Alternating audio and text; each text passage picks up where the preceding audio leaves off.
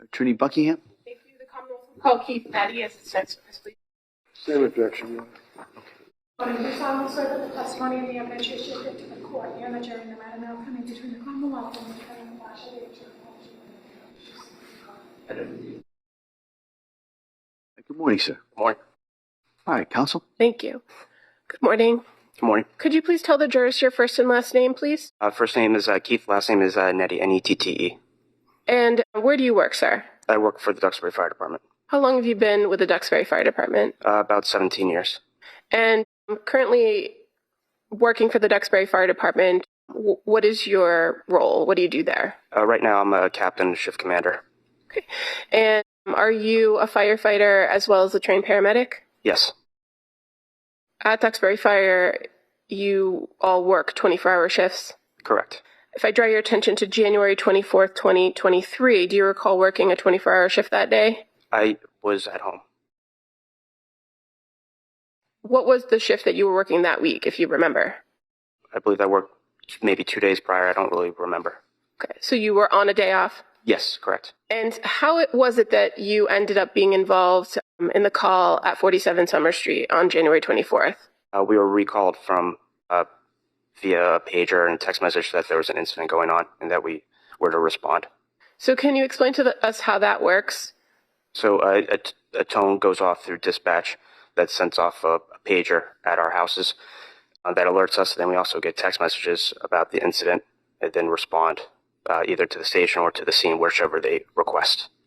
As a Duxbury firefighter, are part of your responsibilities to respond to these recalls? Yes. Is it a voluntary thing? Yes. So if you were indisposed or unavailable when a call went out or tone went out, would you be expected to respond to the scene? No. But in this case, on January 24th, just after 6 p.m., you heard that call go out, correct? Correct. And so then what did you do when you heard the call? I drove to the scene in my personal truck. When you got to the scene, what did you see? I saw police and fire vehicles. Then I walked up the driveway and walked into the back of the ambulance. Now, when you arrived and saw police, so that was Duxbury Police? Correct. And the fire personnel that was on scene, who was on scene, if you remember? I only saw 2 people on scene initially. That was Kevin Heath and Sergeant Homestead. Okay. And Sergeant Homestead is a Duxbury officer? Correct. Now, was there a Duxbury ambulance in the driveway when you pulled up? Yes. And before even getting past that ambulance, were you asked to assist? Yes. What did you see when you came to the back of that ambulance? I saw an officer, Sergeant Homestead, and Kevin Heath doing CPR on a child. Had you seen how the child ended up in the ambulance, or did you come after? I came after.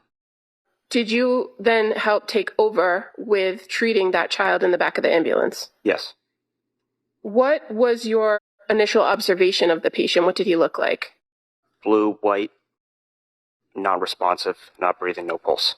And this particular patient, did you come to learn him to be the child named Dawson Clancy? Yes. And he was approximately 3 years old? Yes. What kind of treatment did you and the paramedic Heath offer to Dawson in the back of the ambulance? What did you do? We tried to start an IV, but then we also started an IO, which is kind of like an IV. Tried intubation, which is a advanced airway, medications, and continued CPR. So an IV, that's just putting a needle into somebody and trying to pump fluids in medicine, correct? Correct. Tell us what an IO is. An IO is interosseous, which is basically into the bone marrow on the lower leg.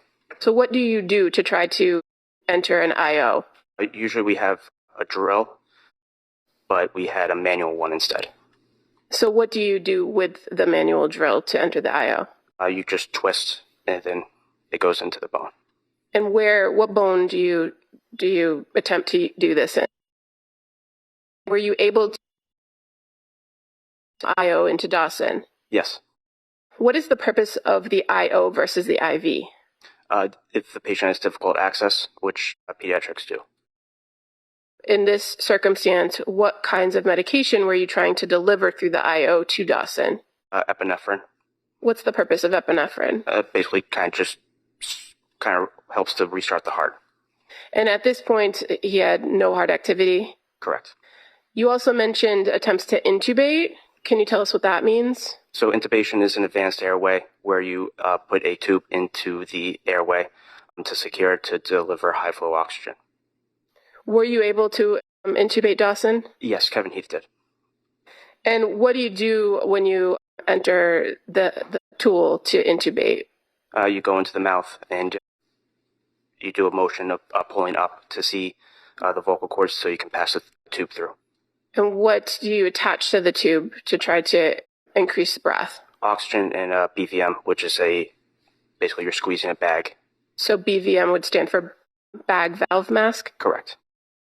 While you were treating Dawson and doing the airway, intubating him, giving him the medicines, were you able to observe anything about the area of his neck? Yes. What did you observe about his neck? Dark red marks around his neck. All of this is happening while you are in the back of the ambulance with firefighter Heath, correct? Correct. And do you recall another Duxbury officer being present, Dan Doherty? Yes. Eventually, was that ambulance then sent to the local hospital? Yes. Which hospital did you guys go to? BI Plymouth. On the ride to the hospital, did you ever get a pulse for Dawson? No. Were you ever able to resume breathing using that method with the bag valve mask? No. The efforts to give him the medication, the epinephrine, did it ever do anything to start his heart? No. When you arrived at the Beth Israel Hospital emergency department, tell us how you transferred the care of the patient. We wheeled the stretcher in. We went into the first room, which is trauma 1 and trauma 2. We moved the patient over to their bed and then transferred care. While you were at the emergency department at Beth Israel, did you see another child from that same home come in? I did.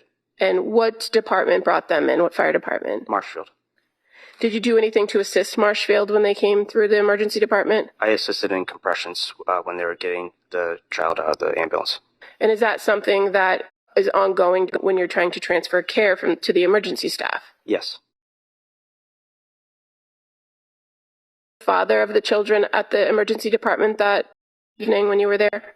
Yeah, just basically visually upset. Did you do anything yourself to assist him when he was there? I assisted to get a chair in case he needed to sit down. And was that before or after the children had passed, had been declared? I believe it was after. Thank you. All right. Attorney Reddington? I have no questions. Thank you, sir. All right, thank you, sir. You may step down. Thank you.